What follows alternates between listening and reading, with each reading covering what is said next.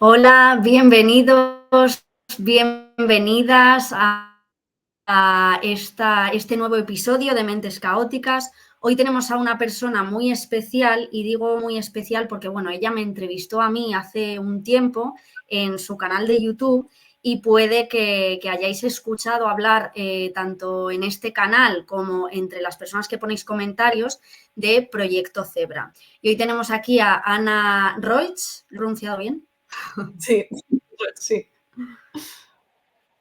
Tenemos a Ana de Proyecto Zebra que, bueno, nos va a hablar de muchas cosas, entre ellas pues un libro nuevo que ha sacado sobre su experiencia como persona con altas capacidades, que seguramente pues os interese mucho para adquirirlo y para leerlo y ver su experiencia. Así que nada, Ana, empieza si quieres presentándote un poco, aunque ya he dado unas pequeñas pinceladas, pues si quieres ponerte creativa o no, lo que tú No, quieras. estoy creativa todo lo que tú quieras. Lo que pasa es que no sé si voy a dejarte sin podcast si me pongo a hablar. Pues nada, yo soy No, Ana, tú como has ponte. dicho, soy de Proyecto Zebra y bueno, pues soy una persona con altas capacidades, obviamente ya adulta, pero bueno, he pasado un poco por todas las fases de la niñez, adolescencia, además con altas capacidades. Y bueno, yo siempre había tenido claro que quería ayudar a las personas parecidas a mí en este sentido, porque me parece que falta mucha comprensión y muchas ayudas y muchos recursos para que realmente tengamos un desarrollo óptimo. Entonces en ello estoy, ¿no? Así que nada, con muchas ganas de esta entrevista, a ver cómo me la devuelves después de entrevistarte yo a ti en Zebra Podcast. Bueno, yo creo que tú y yo nos entendemos muy bien en las entrevistas. Así que, bueno, voy a empezar preguntándote por tu libro, ¿no? Que, bueno, primero darte la enhorabuena, porque yo que estoy escribiendo uno que llevo 2 años escribiendo, ¿no? Pues lo difícil que es, sobre todo, esta última parte, porque yo ya lo tengo terminado. O sea, me falta el paso que yo creo que es más difícil, no sé si a ti te ha pasado lo mismo, el decir, vale, he escrito un libro y resulta que lo he escrito para que lo lea la gente, cuidado, que es para reflexionar, ¿no? Entonces tengo que publicarlo y la gente lo va a leer. No sé si te ha pasado eso. Sí, sí, de hecho a mí me pasó cuando se publicó. O sea, yo creo que yo lo hice todo tan rápido, o sea, yo el libro, bueno, lo escribí a ratos durante pues 7, 8 meses antes de publicarlo, obviamente, y luego lo publiqué como ya en un relato de, va, me tengo que sacar esto, es el día de las altas capacidades, lo saco, que sea lo que sea, y luego me di cuenta, digo, ah, vale, es que esto que he escrito yo ahí en mis rinconcitos, de repente pues lo va a leer cualquier persona que le dé la gana. Y fue como un Y poco de, claro, ostras, que lo va a leer. de sorpresa. Pero bueno, luego, pues, no sé, es muy chulo también que la gente te pueda leer y poder ser tú misma, ¿no? Contando tus cosas, igual políticamente incorrectas, incluso ahí por escrito, a ver qué opinan los demás. O sea que, de momento, ha sido una buena experiencia. Qué bien, qué bien. Bueno, pues ya te contaré cómo lo vivo yo, pero de momento siento ese vértigo de decir, ahí va, que ahora toca compartir esto que tú dices que solamente he visto yo, ¿no? O sea, que lo he escrito pues en un rincón de mi, ¿no? De mi intimidad y ahora que vaya a salir. Y bueno, en el libro comentas que no es la primera vez que escribes un libro, pero sí la primera vez que lo terminas y lo publicas, ¿no? ¿Qué te motivó a escribir este y luego a publicarlo? Supongo que a publicarlo ya el tener un libro como, ¿no? Con una idea más clara de lo que tenías contar y querías contar y más cerrado, supongo. Sí, pues no sé, yo siempre me ha gustado mucho escribir, de hecho yo como que siempre había sido la de letras, ¿no? Que luego me di cuenta de que los mates también se me daban bien, pero bueno, siendo mujer y sin mucho interés también por el tema, pues bueno, Ya. ya sabes. Entonces, yo escribir era una de mis formas de evadirme siempre de las cosas y demás, y me lo pasaba muy bien además, o sea, yo tenía una carpeta cuando era, pues eso, cuando tenía 12, 14 o así, de narraciones breves, porque claro, las hacía en el instituto, entonces no tenía mucho tiempo entre las clases y tal de hacer grandes relatos, pero bueno, yo me hacía ahí mis hojitas de cuentos o de yo qué sé qué, y era una diversión. Pero claro, ya el hecho de plantearte algo, eso, un libro que ya es de una envergadura considerable y publicarlo y o sea, llevarlo hasta el último extremo, no es tan fácil. Entonces, bueno, pues estoy alegre y orgullosa de haberlo podido conseguir porque es como que había sido un intento frustrado muchas veces. pero bueno, tampoco había puesto mucha energía en ello. Y ahora lo que me ha motivado pues es tener muchas cosas que decir o tener esa sensación por lo menos y también saber que lo va a leer alguien que... Bueno, al final pues con lo de Proyecto Cebra hemos creado una comunidad y además creo que no es una comunidad con sus haters y demás, pero muy chula porque hay mucha gente muy parecida a mí en realidad. Así que bueno, con esa idea también de Claro. darme un poco más a toda esta gente. Bueno, y por compartir alguna de las cosas de las que hablas del libro, me apunté por aquí alguna cosita de la que me apetecía hablar. Y en primer lugar es que tienes, creo que es un capítulo, ¿no?, dedicado a, que se llama como no quemes etapas, ¿no? O algo así, o no vayas tan rápido, o algo Sí, así, ¿no? ¿no? Tal cual. Y sí, tal cual. Y además es que es algo que yo creo que a muchos nos ha pasado y yo me he sentido muy identificada con eso, además desde el principio, ¿no? O sea, mi madre cuando yo le descubrí y empecé a preguntarle, mamá, qué pasaba, ¿no? Cuando era niña, cómo era, la sensación era de se salta etapas, desde bebé, ¿no? Además. Y luego lo que te quería preguntar es si tú sientes que esto te ha pasado también, porque en la infancia, digamos que se asocia a lo que se llama disincronía, ¿no? Y me acuerdo que en mi valoración de altas capacidades yo le comenté al psicólogo que yo había sentido eso de la disincronía, pero me había pasado más de adulta. Y él me dijo, no, la disincronía tiene que ver con la maduración cerebral, tal, que toca techo a los 12 años, entonces ahí sería otra cosa, ¿no? Pero bueno, a mí me gusta llamarlo así porque yo lo viví de esa manera, ¿no? Yo sentía como que las etapas, por ejemplo, de salir de fiesta las pasé muy rápido, luego me apetecía hacer otra cosa y sentía que cuando tenía 20 y pocos años quería llevar, o sea, tenía el ideal, ¿no?, de llevar la vida de una persona de 30, pero sin la experiencia suficiente como para tener la independencia que necesita una persona de 30 para llevar una vida de persona de 30. No sé si a ti esto te ha pasado. Totalmente, es que vamos, me estás describiendo. O sea, yo creo que Sí, es algo que a nosotros nos pasa bastante. O sea, no es algo aislado de que le pasa a Sandra y le pasa a Ana, no. O sea, creo que es algo que le pasa a mucha gente con altas capacidades. No sé si es disincronía ya a partir de los 12 o si simplemente es, no sé, no ser normal, ¿no? ¿Sabes? Normal claro, estadísticamente sí. hablando. Claro, yo veo la diferencia, ¿no? Que a lo mejor cuando se habla de sincronía a nivel madurativo, pues hablamos de las etapas del desarrollo, pero aquí hablamos de los hitos sociales, ¿no? Que al final hay unos hitos que hay que cumplir. El problema es que estás limitado por un poco el contexto social. Claro, fíjate, yo estaba estudiando la carrera, que encima yo empecé con 15 años, empecé súper temprano a estudiar, y yo cuando tenía pues 16, 17, ya estaba viendo a los que estudiaban conmigo, que eran mayores que yo, y decía, jolín, es que tienen como una idea del cada día, ¿no? Que no tiene nada que ver conmigo. A mí me gusta, pues yo qué sé, tener la casa un poco ordenada, me gusta ciertas cosas que a lo mejor es lo que tú decías, te empiezas a plantear si eres una persona normotípica a los 30 o ciertas ideas de futuro que no te planteas si eres un estudiante normal de 20 años, que yo, pues, a mí me preocupaban realmente y decía, joder, es que estoy aquí todo el día dedicándome a estudiar, pero claro, no tengo tiempo para hacer las cosas que para mí a lo mejor incluso tienen más importancia, ¿no? Entonces, bueno, ya te digo, a mí me ha pasado igualito que a ti esto. ¿Y sientes que eso como que te ha frenado a la hora de ser tú misma o a la hora de relacionarte? Porque las veo, o sea, en mi cabeza ahora mismo son como opuestas, porque yo creo que a mí personalmente me ha afectado a la hora de ser yo misma. Yo he sentido que he tratado de ser una persona que yo no soy, ¿no? Y sé que quizá otras personas, pues a lo mejor han estado más aisladas porque han querido ser ellas mismas y por ese motivo quizá, pues a lo mejor no encajas, ¿no? No sé si tú te has visto en Claro. alguna de esas dos o un poco las dos.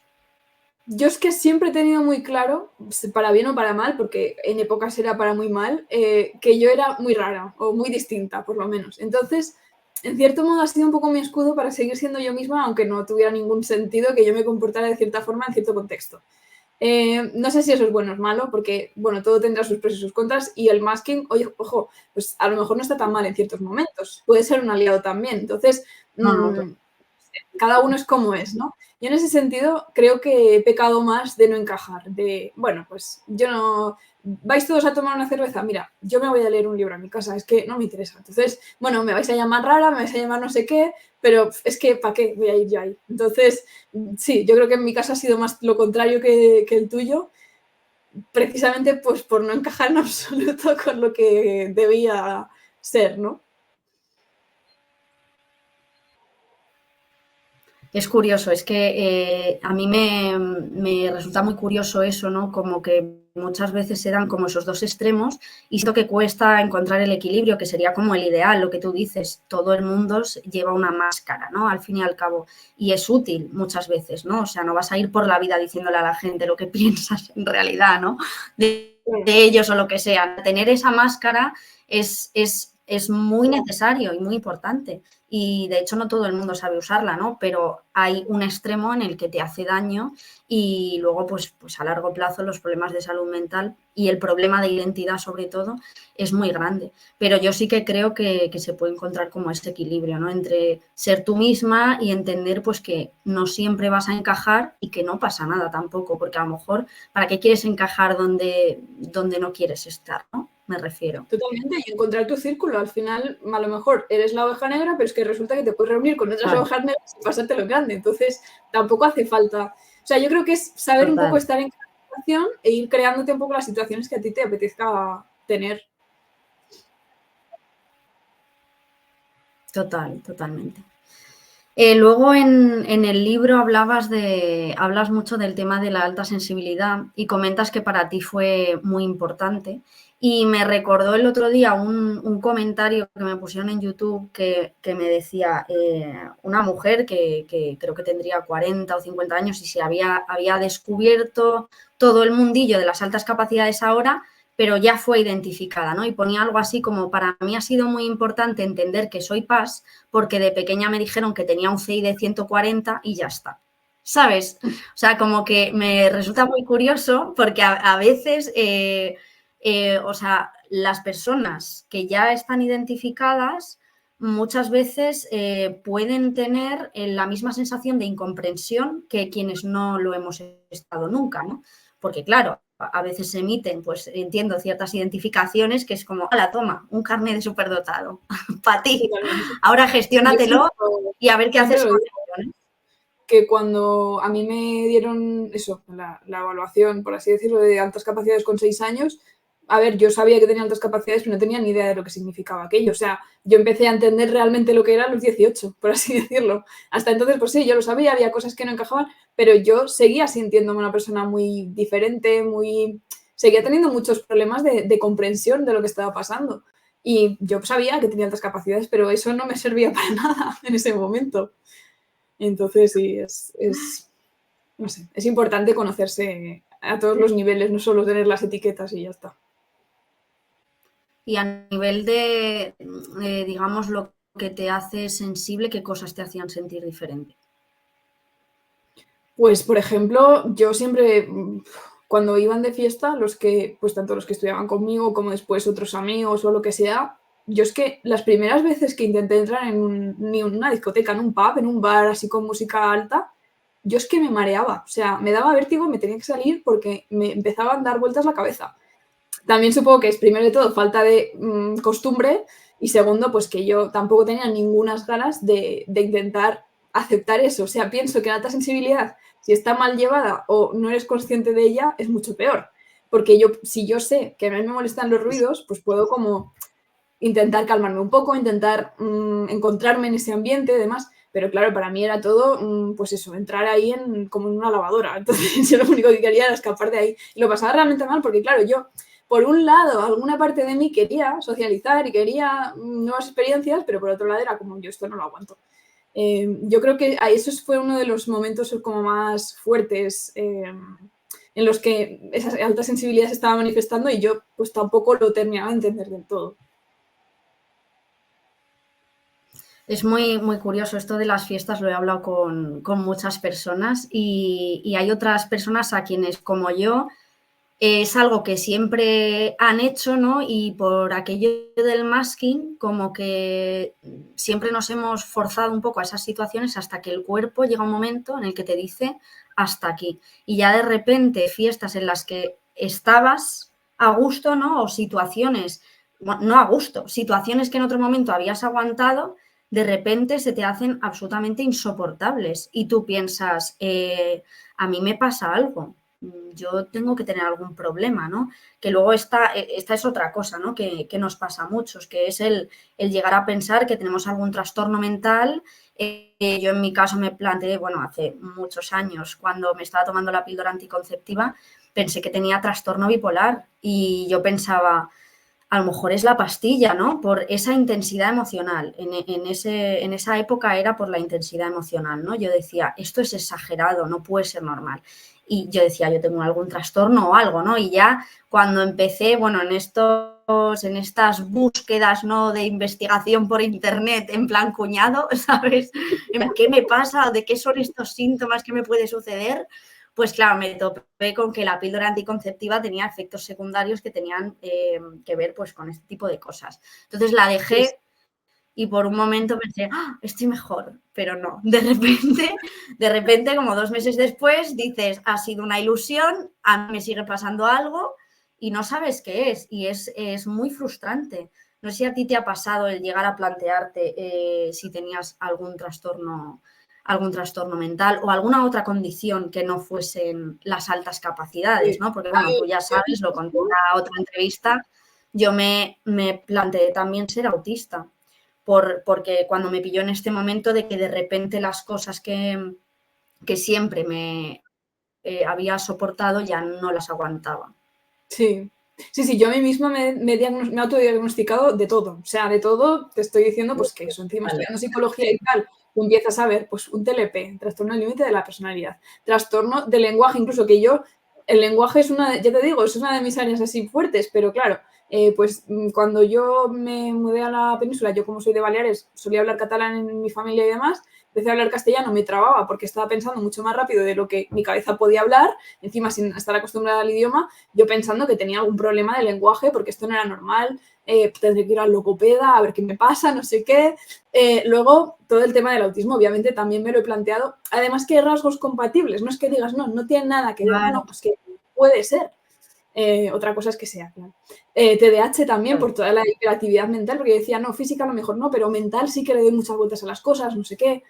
Y realmente, pues, hombre, puede tener sentido. No digo yo que, o sea, en mi caso no ha sido así, yo lo he corroborado, además, por si acaso, pero yo qué sé, tampoco es una cosa que puedas descartar así de primeras, decir, pues seguro que no, ya está.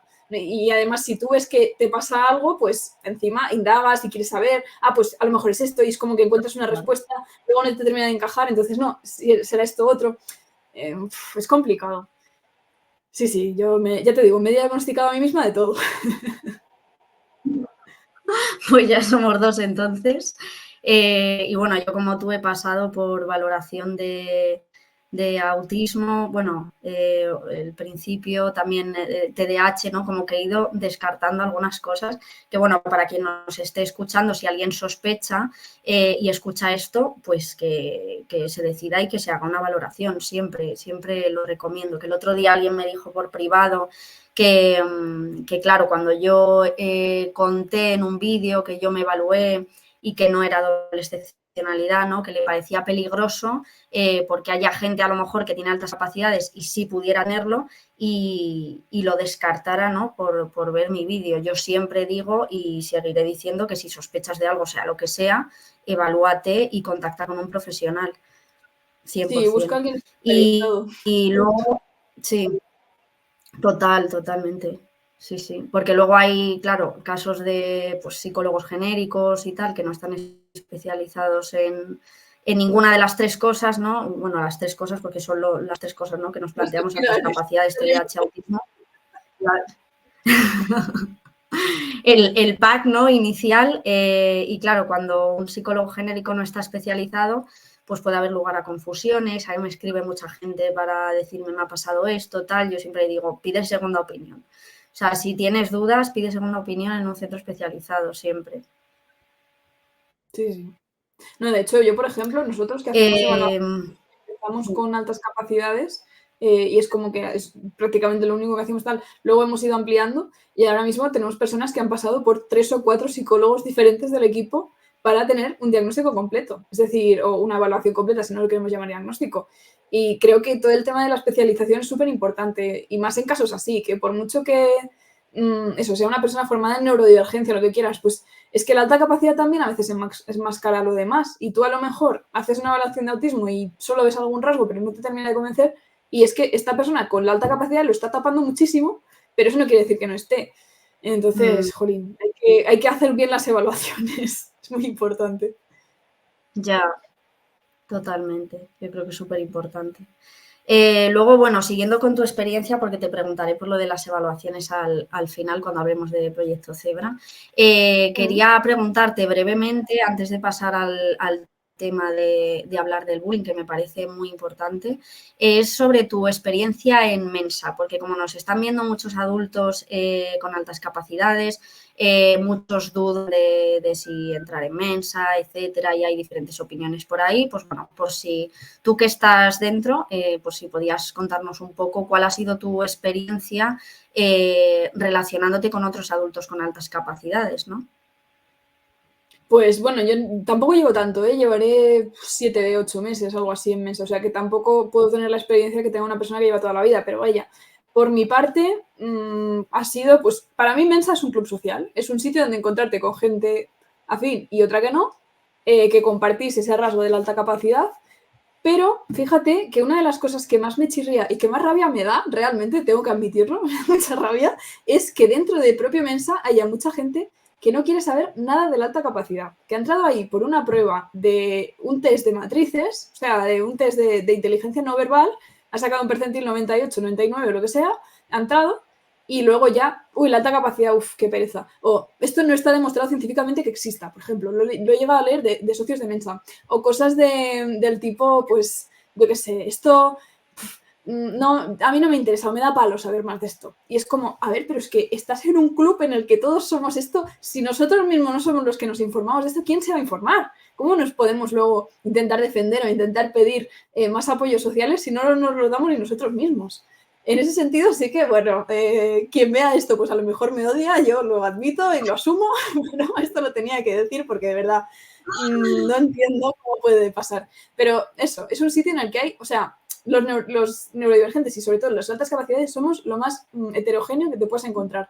Así que hay de todo. Hay gente con la que muy bien, he hecho realmente amigos y también pues hay gente que, igual que yo no les causaré simpatía, pues yo qué sé, no son tan afines. Pero bueno, es muy chulo, hacen un montón de actividades, además, cosas muy interesantes. Lo de los juegos de mesa, yo es que me pierdo en los juegos de mesa, entonces para mí es el paraíso, lo de poderte ir ahí a un hotel una semana a jugar de mesa 24/7 y no sé, muy, muy chulo. O sea, yo por mi parte, no, esta gente que habla mal o qué tal, yo tampoco tengo nada malo que decir. Simplemente, pues, bueno, esa reivindicación que me toca hacer, ¿no? De que, jolly, si somos altas capacidades, pues defendamos un poco lo nuestro, conozcámonos. Pero más allá de eso, pues muy guay, muy chulo. Claro, es verdad que yo, bueno, ya lo cuento, ¿no? Que me acabo de inscribir en Mensa, noticia, pero todavía no tengo ninguna experiencia porque acabo de entrar este mes. ¿Y sabes por qué lo hice? Porque en un vídeo que hice sobre inteligencia y género, justamente mencioné que en una entrevista que escuché de Javier Recuenco, que hay como un 20 y pico % de mujeres en Mensa. Entonces, de repente, como que lo mencioné y me sentí en la responsabilidad de decir, jolín, Mensa es una asociación de adultos con altas capacidades que tiene mucho peso a nivel internacional y en España, y me sentí como en la responsabilidad de decir, tengo que entrar, ¿no? Porque bueno, al final es una forma de representación y, bueno, como en cualquier otro sitio, yo creo que si no te gusta lo que hay, pues también se puede cambiar, ¿no? Entrando tú dentro, ¿no? Me refiero.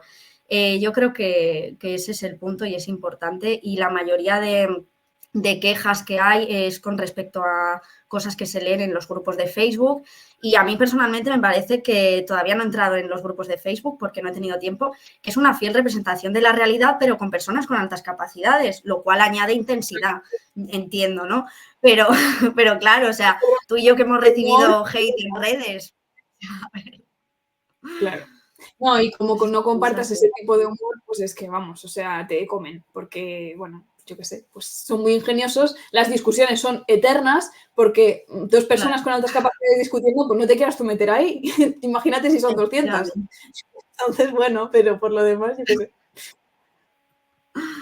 Bueno, pues nada, yo animo aquí a la gente que se lo ha pensado, que lo probéis por vosotros mismos. Yo es el consejo que daría. En plan, que no os dejéis llevar por malas experiencias u opiniones que haya por ahí, porque yo creo que este tipo de cosas, pues bueno, también hay que saber en qué momento de la vida está uno. Si lo que te apetece es estar al gusto y tranquilo y crees que vas a ir a un sitio donde te vas a encontrar incómodo, pues a lo mejor no. Yo creo en el fondo que no lo había hecho hasta ahora por eso, porque de alguna forma sentía que prefería relacionarme, ¿no?, con personas con intereses, ¿no?, particulares, o con el teatro, con la interpretación y tal, y tenía a lo mejor más miedo por aquello de ¿y si no me voy a sentir integrada en un sitio en el que se supone que debería sentirme integrada, ¿no? Ah, no, en eso sí que... De que a mí eso es lo que me había frenado precisamente. Pues fíjate que son bastante integrados. De hecho, normalmente cuando viene alguien nuevo tal, siempre es como, ay, bienvenido, ¿qué tal? No sé qué, vente, que no te dé vergüenza, vamos a quedar, no sé qué. O sea que en ese sentido, yo creo que justo Mensa no es el sitio más inhóspito que te puedas encontrar. Y en Pues cuanto sí. a lo de los intereses, también es verdad que hay como muchos grupos de gente que se junta por intereses. Entonces también es una buena forma de encontrar gente afín. Totalmente. Sí, lo de los grupos de intereses es muy interesante, valga la redundancia, y fue de hecho una de las cosas que me hizo entrar ya cuando me puse ahí yo a bichear, voy a investigar lo de Mensa, a ver cómo es y tal, y vi que había un montón de grupos de interés. Digo, bueno, esto parece que está guay, pero sobre todo eso es, por un lado, como que siento que ahora sí estoy en el momento de que me apetece, porque eso, pues a veces hay momentos en los que a lo mejor no estás preparado, ¿no?, o lo que sea. Y por otra parte, esa responsabilidad de decir, pues es una asociación que tiene mucho peso y el estar dentro, pues creo que puede ser importante. Pues sí, yo fíjate que en alguna quedada que he ido, exceptuando una, que fuimos 3 mujeres y 2 hombres, todas las demás, en algunas hemos sido 10 personas, he sido la única mujer. Fíjate. Para que veas. Y me he sentido súper a gusto, ¿eh? Con esto no estoy diciendo nada más, simplemente el dato, ¿sabes? Sí. Me ha llamado la atención. Pues nada, más mujeres en Mensa, chicas, uniros. Bueno, y ya siguiendo con tu experiencia personal, el otro día subisteis al podcast de Proyecto Zebra el episodio con Hanna Martínez Piqueras, en el que hablabais de bullying, que es un tema del que me han preguntado mucho en comentarios, ¿no?, que hablara de ello. Yo obviamente no he hablado de ello porque yo no lo he sufrido, no lo he vivido. Pero bueno, en primer lugar recomiendo a todo el mundo que vea este episodio, lo dejaré en la descripción de este vídeo, porque bueno, empieza Ana leyendo una carta de una chica que acabó con su vida después de sufrir bullying y que tenía altas capacidades, y que en esa carta hablaba a sus agresores, ¿no?, como diciéndoles, por vuestra culpa, que sepáis que me habéis hecho la vida imposible, ¿no?, y por eso la chica pues acabó con su vida, ¿no? Y es muy crudo, pero es que es una realidad. Entonces hay que hablar de ello, aunque sea incómodo y no nos guste. Y digamos muchas veces, ¿no?, que es que no todas las personas con altas capacidades sufren bullying. Ya, bueno, pero es que hay una realidad, que es que hay personas que sí lo sufren, y sobre todo en la experiencia de Ana, que era lo que quería que nos contaras un poco ahora, en ese acoso ha venido por parte de profesores. Y había alguna experiencia, por ejemplo, la que a mí más me impactó, fue en la que una profesora preguntó a la clase si creían que tú, Ana, eras el problema de esa clase, ¿no? A ver, vamos a levantar la mano. ¿Quién cree que Ana es la que está generando problemas en clase? A mí eso me dejó loca. Sí, sí, a mí lo que me dejó loca es que todo el mundo votara que sí, menos una chica que era mi amiga, bueno, y era pues la otra con la que se metían de clase, marroquí, súper inadaptada socialmente, pero no por ella, sino también por todo el contexto. En fin, fue una escena digna de película, la verdad. Fue bastante... Además que es muy traumático, o sea, yo todo esto lo he tenido que trabajar mucho y ahora puedo hablar de ello, y de hecho quiero hablar de ello porque creo que es muy importante visibilizarlo, que las personas que lo sufrimos lo contemos cuando podamos, porque jolín, si no es que solo parece que, no, salen datos de que sí, que acosan a niños y no sé qué, pero si no vemos casos reales tampoco nos hacemos a la idea de la gravedad del problema. Pero, ostras, a mí me ha costado años superar esto, quiero decir, no es ninguna tontería, ¿eh? Claro.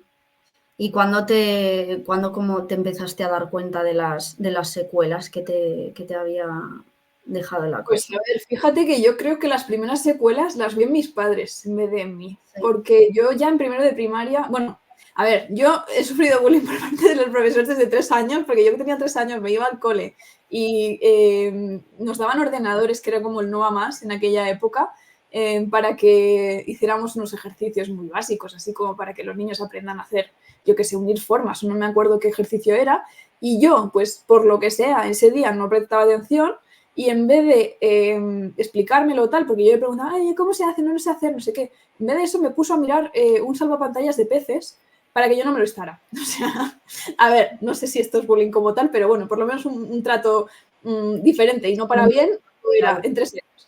Pero hasta primero de primaria, como que pues tampoco eras muy consciente de las cosas realmente. Y a lo mejor hay muchas cosas que pasaron y yo no recuerdo. Pero en eso, cuando yo tenía 5 o 6 años, tenía una profesora que era mi tutora de primero, que me trataba especialmente mal. Yo siempre era pues la persona que molestaba en clase, la que pesada porque siempre hay que darle fichas y siempre quiere más y siempre pregunta y no sé qué, ese tipo de actitudes, ¿no?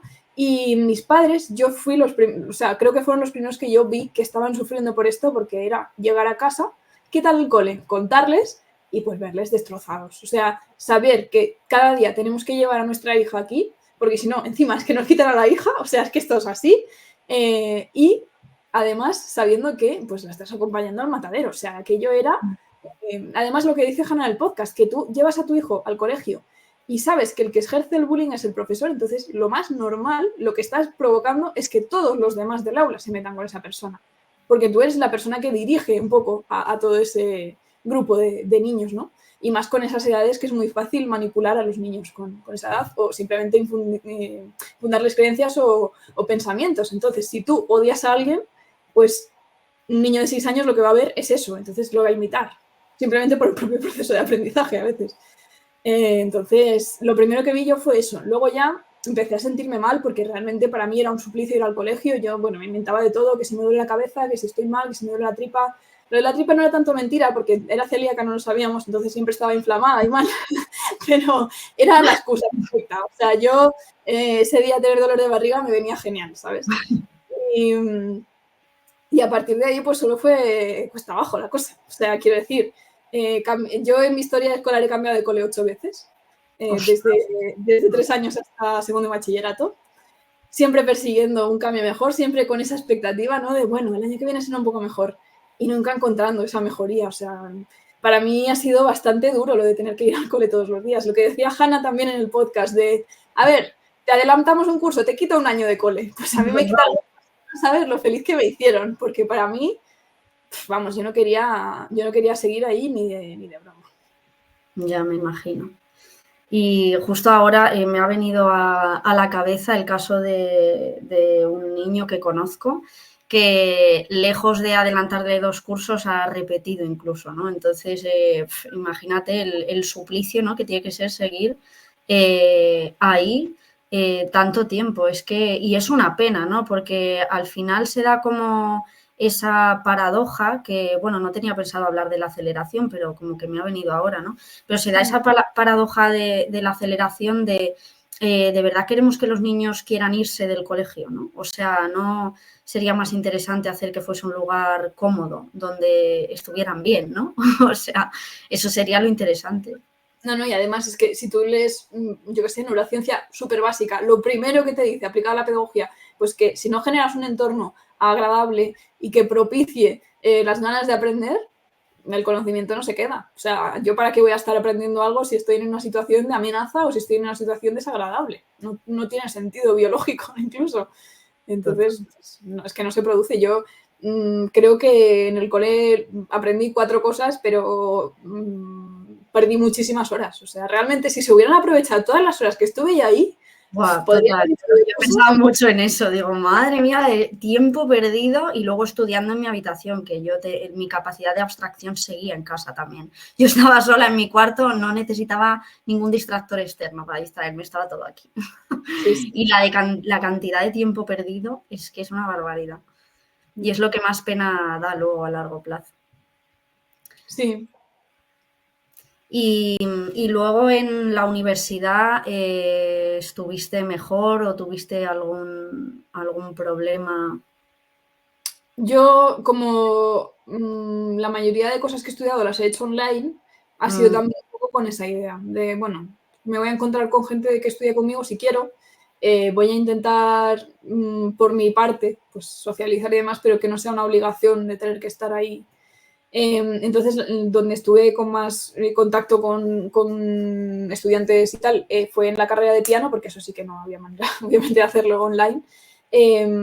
Y fue bastante chungo. O sea, yo mis años del superior de piano los recuerdo como bastante duros y además creo que el conservatorio no hizo absolutamente nada y lo siento mucho porque ojalá pudiera decir otra cosa, me encantaría hablar bien de ese sitio porque, a ver, además, en ciertos otros aspectos es un sitio muy prestigioso y demás, pero no hizo absolutamente nada por mi bienestar emocional cuando es lo que te decías, que está demostrado que es necesario que haya un bienestar emocional para asimilar conocimiento. Entonces, me parece muy deficiente por su parte no haber tenido eso en cuenta, incluso cuando yo intenté, con mi tutor y demás, hablar del caso, explicarle lo que me estaba pasando. Yo incluso estuve enferma. Yo cuando estaba en segundo de carrera, bueno, de superior de piano, estuve ingresada y todo porque tenía vértigos y no eran precisamente por las discotecas, era una cosa mucho más prolongada en el tiempo y era a raíz pues, de una mala gestión y una psicosomatización de pues toda esa inadaptación. A mí se me trató muy mal siempre, de hecho también sufrí bullying por parte de profesores. Yo cuando entré directamente en segundo porque había hecho primero en otro lado. Entonces hubo una profesora que el primer día de clase reunió a sus alumnos y les contó bueno, pues que yo había entrado por traslado de expediente, que yo no había hecho las pruebas de acceso, que era mucho más pequeña que los demás, que lo tuvieran en cuenta porque, bueno, pues cuidado, y que ya no estaba muy a favor de que yo estuviera allí, que es como, hombre, pues estás empezando muy bien el curso, ¿no? Y aparte de eso, pues, hombre, sí que tuve algún amigo así, alguien con quien me iba bien, sobre todo con los más mayores, que eran los cantantes. Los cantantes siempre suelen ser más mayores porque pueden empezar a estudiar canto con 16 años, que es cuando está desarrollada la voz. Antes es como que no tiene mucho sentido que hagan técnica vocal porque luego va a cambiar todo, ¿no? Entonces, normalmente cuando están en el superior, pues ya tienen 20 y tantos, es otro rollo. Y con ellos siempre me llevaba mejor porque, pues eso, ya no estaban en esos juegos de niños de si está hecho no sé qué o si este dice no sé cuál, era otro rollo y con ellos muy bien. Y de hecho, por la parte profesional de estudios y de conciertos y compromisos y demás, yo muy, muy a gusto. Pero ya te digo, con los compañeros muy, muy mal. Qué mal, pues qué pena. Y luego en el mundo laboral, ¿tú siempre has sido emprendedora y has trabajado por tu cuenta o has No, no, tenido no. Yo experiencia de... también, yo cuando acabé la carrera trabajé durante un tiempo, casi 2 años, yo creo que fueron, en el sector de las telecomunicaciones. De hecho, acabé teniendo más de 600 personas a mi cargo, que esto es como que yo de coordinadora y supervisora de un servicio de televisión e internet no tiene ningún sentido para mí ahora, pero bueno, ya y claro, ahí yo como líder de esas personas, pues yo me sentía a gusto y me gustaba además porque yo creo que, pues eso, toda la parte humana aunque esté por encima de ti en mi cargo, pues te trato como un igual, lo agradecían mucho los compañeros que trabajaban conmigo. Pero con los superiores también, cuidado, porque claro, yo iba ahí y entonces los que igual éramos 3 o 4 que estábamos en el mismo cargo, digamos, ¿no?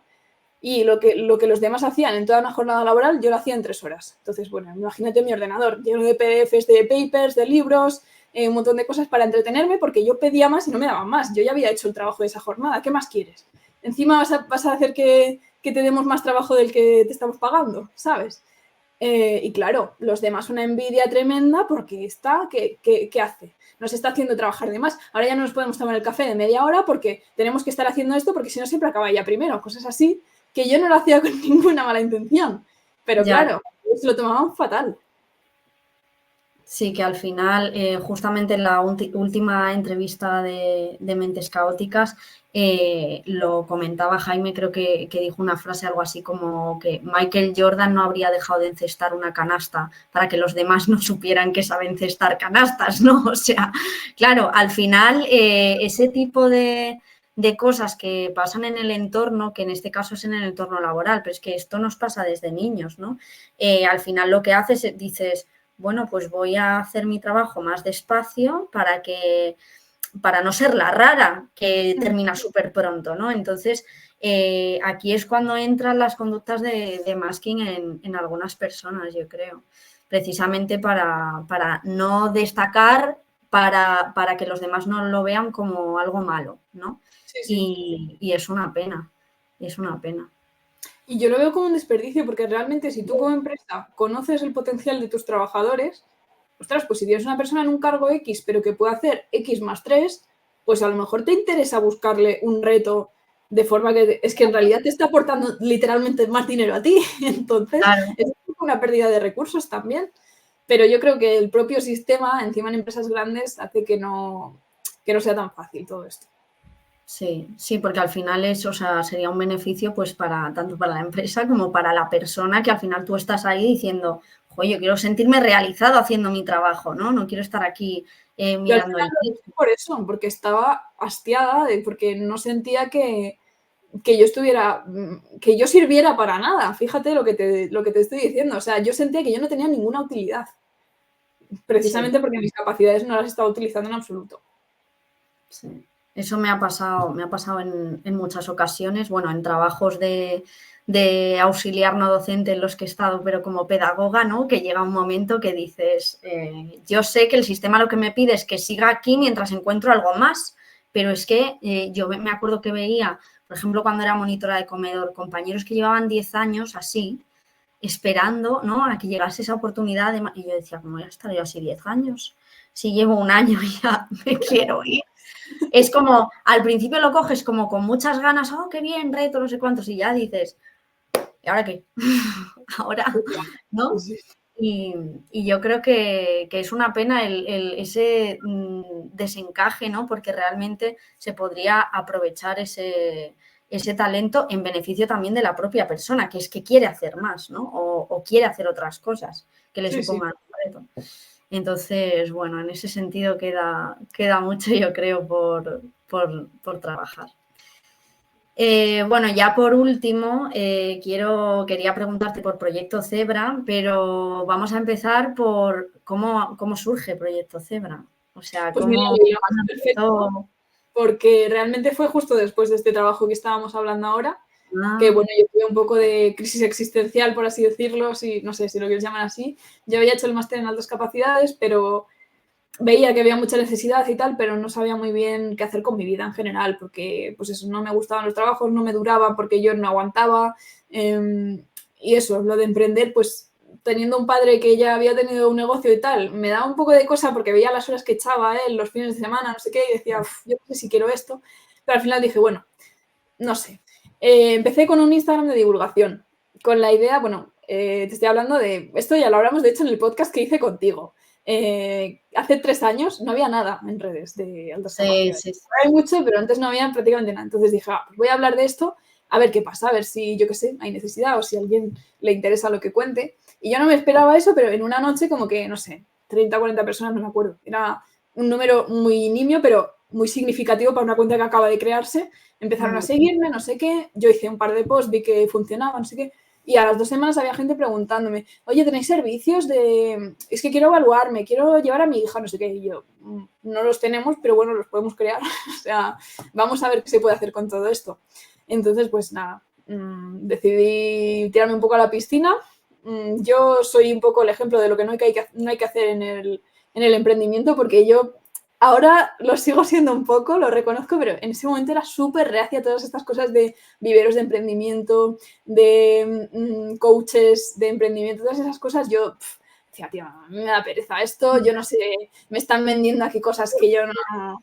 O sea, yo era súper hater de esto. Sí. Entonces, bueno, pues empecé un poco por intuición, o sea, diciendo, vale, ¿qué quiero hacer? ¿Cómo lo quiero hacer? También es verdad que tenía experiencia en empresa grande, entonces las operativas y tal sí que me las conocía un poco más. Y bueno, pues a partir de ahí empecé. Pues puse un anuncio en el colegio de psicólogos, contraté a alguien que me hiciera una página web y a ver qué pasa. Y bueno, pues 2 años y pico después aquí estamos. En realidad estoy súper contenta de cómo está yendo, porque sobre todo por la parte más humana, porque pienso que estamos ayudando a mucha gente. Sí, sí, sí. Y eso es lo que más me hace feliz, en realidad. Me consta. ¿Y cuántos sois en el equipo?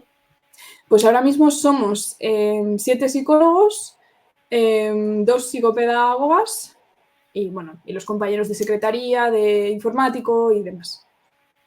Es que fíjate, o sea, empezaste ahí con tus reticencias con el mundo negocios, pero has creado un proyecto de muchas personas, o sea, muchas personas me refiero. O sea, que yo pienso en mi emprendimiento soy yo. Pero yo tengo otro perfil, ¿no? Igual de válido, ¿eh? Mi rollo, ¿no? Pero... No, totalmente. Y es igual de válido. O sea, yo tampoco soy de esta gente que crea que, cuanta más gente, pues mejor. No. O sea, y además yo, no sé, siempre he intentado que si empleábamos el equipo fuera con alguien que realmente pudiera aportar mucho valor humano. Mucha formación, Claro. obviamente, experiencia, porque son súper importantes en lo que nosotros hacemos, pero eso, que fueran personas con esa idea de ayudar a las personas y de tratar a un igual, porque al final, pues por muy psicólogo que seas, tú también eres una persona y también lo puedes pasar mal, también puedes... Sí. Entonces, todo eso de juzgar lo dejamos en casa. Pues sí. No, pero tiene mucho mérito haber creado un equipo como el que tenéis, así que enhorabuena. Y bueno, ¿qué proyectos tenéis en Proyecto Zebra? Cuéntanos un poco. Pues empezamos haciendo evaluaciones de altas capacidades y psicoterapia, pero bueno, ahora la tendencia y lo que estoy intentando impulsar es que cada vez más nos centremos también en las neurodivergencias en general, porque sí que es verdad que hay mucha gente que tiene altas capacidades y ya está, y fenomenal, pero hay mucha gente que tiene doble excepcionalidad o que tiene alguna otra cosilla por ahí, por así decirlo, que creo que estamos en un punto que ya no podemos dejarlas de lado. Sí que es verdad que hay gabinetes especializados en una cosa, en otra además, y me parece muy bien, pero yo ya que tengo un equipo pues Claro, lo suficientemente grande como para esto, mi idea es abarcar todo. Ya sé que es muy pretencioso, espero no estar equivocándome, pero creo que es muy importante para las personas que llegan poderles dar ese enfoque holístico, ¿no? Esa perspectiva general. Entonces estamos intentando, pues eso, especializarnos al máximo en autismo, en TDAH, en dislexia, discalculia, todos esos otros trastornos mayores y menores asociados a la alta capacidad. Y bueno, hemos llegado al punto de que a veces también evaluamos a otras personas sin tener sospecha o sin que haya una alta capacidad, pues de TDAH, de TEA, algún caso, sobre todo asociado a otras cosas también.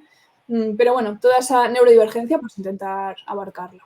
Aparte de eso, también hacemos psicoterapia, obviamente, que está centrada en personas con altas capacidades o neurodivergentes, pero que tenemos la idea de que, pues, si viene alguien que simpatice con lo que nosotros hacemos, también le podemos atender. O sea, nosotros no pedimos, que esto es un correo que nos manda muchísima gente, ¿no? Oye, necesito un informe para poder hacer psicoterapia con vosotros. No te pedimos aquí el pase para que lo hagas. Si lo tienes, pues obviamente nos viene muy bien para conocerte mejor, pero no es un must, ¿no?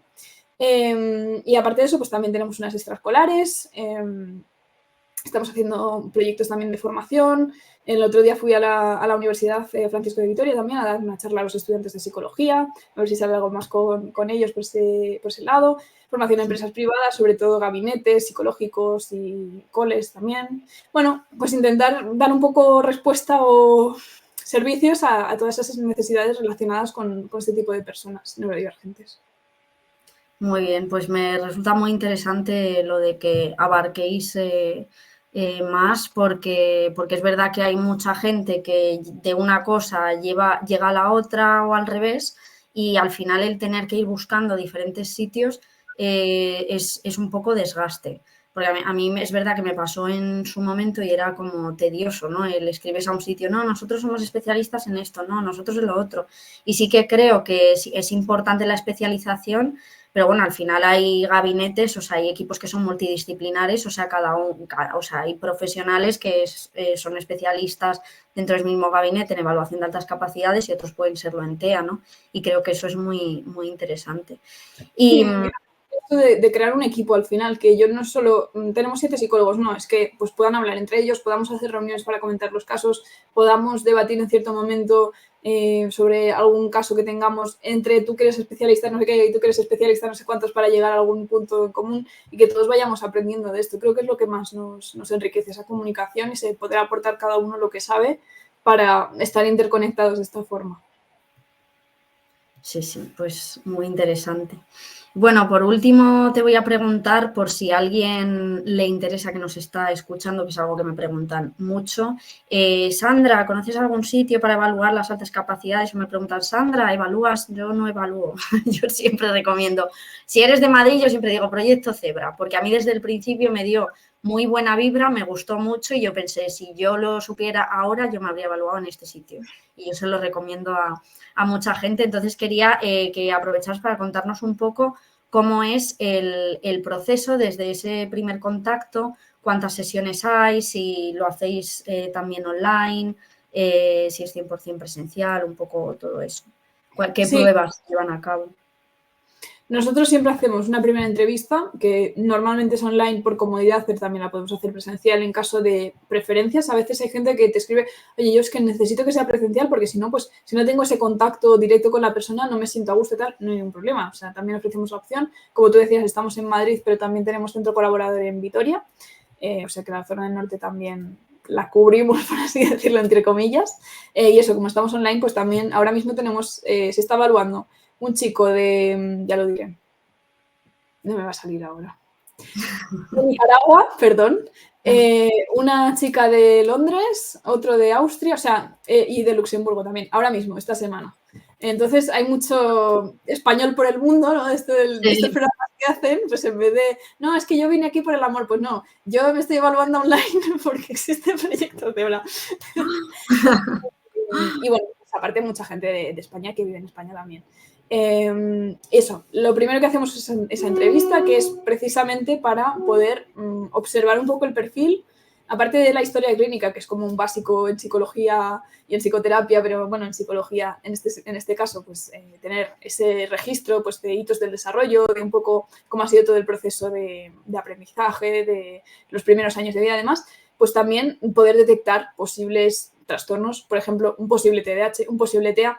Con unas preguntas no lo vamos a diagnosticar como tal, pero sí que nos da muchos indicios para luego poder ver qué pruebas nos pueden venir mejor, porque como hay muchas, pues a veces hay que saber un poco por dónde tirar. Entonces, a partir de ahí, pues ya hacemos las siguientes sesiones, que son las de pruebas como tal. Eso no quiere decir que no puedas hacer preguntas, que no podamos parar para resolver dudas, lo que sea, pero bueno, son la aplicación de pruebas estandarizadas. Los más habituales, pues, de inteligencia, obviamente las de Beckler, el WISE, en adultos, de creatividad, de personalidad, y luego, pues eso, dependiendo un poco del perfil, pues a lo mejor tenemos que hacer alguna prueba específica de autismo, alguna prueba específica de funciones ejecutivas, en el caso del TDAH, por ejemplo, incluso de estado emocional. A veces, bueno, esto sobre todo más con niños, pero a veces también nos da muchas pistas de por qué es. Yo creo que al final no se trata tanto de saber hacer una prueba, porque esto tú te coges un manual, por muy pedagoga o por muy profesora de inglés o lo que quieras poner que seas, puedes entender cómo se hace y puedes aplicarlo, sino más saber con esos resultados que tenemos hacer un proceso de redactar un informe que... Interpretar esos resultados y personalizarlos. Sí. Y luego a partir de ahí, pues eso, una vez que hemos hecho las sesiones de pruebas, que bueno, la entrevista es una sesión de 1 hora, las pruebas suelen ser 2-3 horas, normalmente las espaciamos, pero bueno, a veces se pueden hacer más seguidas dependiendo un poco de la prisa que tenga la persona, pues ya las corregimos y hacemos el informe. Y una vez que tenemos el informe redactado, pues ya última cita, sesión de devolución, 1 hora que a veces se convierte en unos meses de psicoterapia, pero bueno, como mínimo 1 hora, en la que explicamos los resultados y sobre todo pues intentamos dar recomendaciones y hacer que esa persona se sienta identificada en lo que estamos diciendo. O sea, a mí de nada me sirve decirte, pues tienes mucha inteligencia verbal si tú me dices, es que yo no sé escribir. Entonces, pues intentar ver los puntos fuertes, los puntos débiles, en qué se manifiestan. Mucha gente saca un percentil increíblemente alto en memoria y te dice, pero si yo no me acuerdo de las cosas. Y es que no tiene nada que ver, a lo mejor. Entonces, bueno, pues saber ubicar un poco cada cosa en lo que significa y lo que no. Y eso, dar una serie de directrices o recomendaciones, un poco también según la edad, de qué hacer con todo esto una vez que tienes la super noticia, ¿no? O bueno, o en caso de que salga que no, pues también ubicar cada cosa en su sitio y a lo mejor también hace falta un acompañamiento para digerir el no, porque a veces pasa, ¿no? Claro, que hay gente que tiene muy claro que lo suyo es esto y a lo mejor resulta que es otra cosa, yo qué sé. No es la mayoría de casos, porque nosotros la mayoría de casos, no sé, no tengo ahora mismo las estadísticas actualizadas, pero más de un 90 seguro son que sí. Pero bueno, eso no quiere decir que por venir a Proyecto Cebra a evaluarte te vaya a salir que sí. Entonces, Claro. bueno, hay un poco de todo. Sí, sí, que también hay a veces esos que realmente son un no pero que esas personas también van a tener una respuesta, ¿no? La respuesta Claro. que No, y sobre necesitan, todo, ese entenderlo. acompañamiento. Ujú. Mm. Bueno, pues muchas gracias por contarnos y ya te voy a hacer las 2 últimas preguntas que le hago a todo el mundo, que esto no te lo he recordado antes de cámaras porque se me ha olvidado el final, así que las vas a tener que improvisar. Vamos a ver. La primera es, ¿cuál crees que es el mayor error que se ha cometido en tu caso o en los casos que veas en Proyecto Cebra y que crees que se debería solventar? Pues esto va a ser muy polémico, lo que voy a decir, yo creo. Dilo, me gusta la polémica. Lo que es que me repito mucho, pero no ser lo suficientemente humanos unos con otros. El hecho de sentirnos por encima o sentir que no estamos en el mismo nivel o no tratar a todo el mundo por igual, simplemente porque somos diferentes, ¿vale? Somos diferentes, pero somos todos personas y todos merecemos un trato igual. Y esto incluso por parte incluso de, yo qué sé, pues ahora últimamente, no sé por qué, estoy teniendo más contacto con psiquiatras y médicos y no estoy generalizando, ¿eh? Y hay médicos fabulosos y psiquiatras fabulosos, de verdad, no estoy diciendo todos los psiquiatras son no sé qué, pero sí que es verdad que estoy viendo gente que trata a personas y trata a personas desde uno de sus puntos más vulnerables, que es la salud mental, desde el total juicio, que es que no lo puedo entender. O sea, y a lo mejor no eres un experto, o sea, a lo mejor eres un experto en autismo y de alta capacidad no sabes mucho. Pero decirle a alguien que porque no tenga alta capacidad, pues es un tontito, por ejemplo, me descoloca muchísimo, cosas así, ¿no? O esas etiquetas de, no, es que este es un vago. ¿Cómo puede ser que un profesor diga que un alumno es un vago así porque sí? Y es que ya le estás, vamos, martirizando. Entonces, un trato un poco más humano. Creo que nos vendría bien a todos, no solo a mí.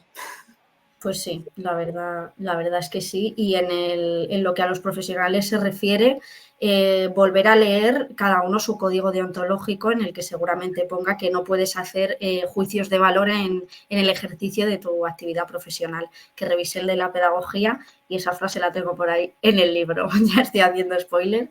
Que por cierto, se me ha olvidado decirte cuál era mi frase favorita de tu libro. La voy a leer que la tenía aquí. Hablando del pensamiento arborescente, que era lo que es arborescente es una parte de nuestro pensamiento, aunque puestos a pedir un cerebro en forma de romanesco sería muy chulo, ¿no? Me hizo mucha gracia, la subrayé y puse mi frase favorita. Tengo un escáner, una imagen cerebral y sale un romanesco ahí metido, sería maravilloso. Me hizo muchísima gracia por eso, ¿no? Porque me lo imaginé así literalmente y dije, sería graciosísimo en un escáner. Bueno, y por último, Ana, ¿qué es para ti lo mejor de ser una mente caótica? Sea lo que signifique eso para ti. Pues tener la capacidad de indagar mucho en mí y de conocerme mucho. O sea, creo que igual que soy muy compleja y soy muy caótica, puedo ser muy autoconsciente y descubrirme y entenderme y reconstruirme todo el rato, deconstruirme y reconstruirme, ¿no? De decir, jolín, esto lo estoy haciendo mal, o esto me está haciendo daño, o estoy teniendo esta respuesta aprendida que no es lo que yo quiero, tal. Y conseguir cambiarlo es un proceso que veo que seguramente y ojalá sea para toda la vida, ¿no? Ya sé que, bueno, luego, así como te vas haciendo mayor, esto pues te vas como reafirmando y es más inflexible, pero me gustaría siempre tener esa plasticidad para poder mejorar y ese autoanálisis, esa, no sé, esa conciencia es lo que más me gusta. Qué bien. Pues muchas gracias por tu aportación, Ana, y muchas gracias por acceder a esta entrevista, que siempre es un Gracias a placer ti por invitarme. hablar contigo. Así que, bueno, nada, los que nos estáis escuchando, espero que os haya gustado y nos vemos en el siguiente episodio. Os dejaré en el enlace de la descripción el libro de Ana, la web de Proyecto Cebra y el vídeo que os he comentado con Hanna Martínez Piqueras en el que hablan de bullying. Así que nada, nos vemos en el próximo episodio y muchas gracias por estar escuchando y gracias a ti, Ana. Hasta luego, gracias. Adiós.